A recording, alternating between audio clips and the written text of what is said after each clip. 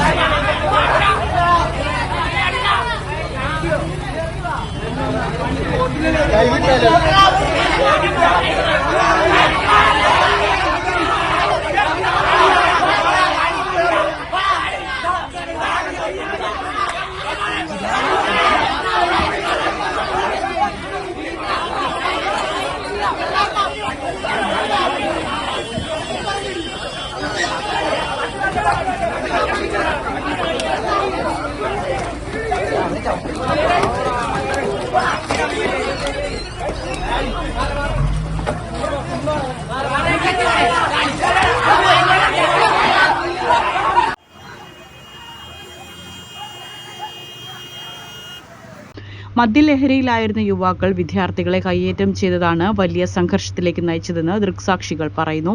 സംഭവത്തിൽ ഇടവട്ടം സ്വദേശികളായ യുവാക്കളെ പോലീസ് അറസ്റ്റ് ചെയ്ത് ജാമ്യത്തിൽ വിട്ടു. കഴിഞ്ഞ ദിവസമാണ് പുത്തൂരിൽ നിന്ന് കൊല്ലത്തേക്ക് പോകുന്ന സ്വകാര്യ ബസ്സിൽ ഇടവട്ടം സ്വദേശികളായ അമൽ, വിഷ്ണു എന്നിവർ നായ്ക്കുട്ടികളുമായി കയറിയത്. കുട്ടികളടക്കം സഞ്ചരിക്കുന്ന തിരക്കുള്ള ബസ്സിൽ നായയുമായി കയറരുതെന്ന് ജീവനക്കാർ പറഞ്ഞു. എന്നാൽ യുവാക്കൾ ഇത് വകവെച്ചില്ല. തുടർന്നാണ് വിദ്യാർത്ഥികളും യുവാക്കളും തമ്മിൽ തർക്കവും കയ്യാങ്കളിയും ഉണ്ടായത്. ബസ്സിനകത്തും പുറത്തും സംഘർഷമുണ്ടായി. യുവാക്കൾ വിദ്യാർത്ഥികളെ മർദ്ദിച്ചതാണ് വലിയ സംഘർഷത്തിലേക്ക് കടക്കാൻ കാരണമെന്ന് സ്ഥലത്തുണ്ടായിരുന്നവർ പറഞ്ഞു. ഇരുവരും മദ്യലഹരിയിലായിരുന്നെന്നും ദൃക്സാക്ഷികൾ വ്യക്തമാക്കി. വിവരമറിഞ്ഞ് പുത്തൂർ പോലീസ് സ്ഥലത്തെത്തി യുവാക്കളെ കസ്റ്റഡിയിലെടുക്കുകയായിരുന്നു.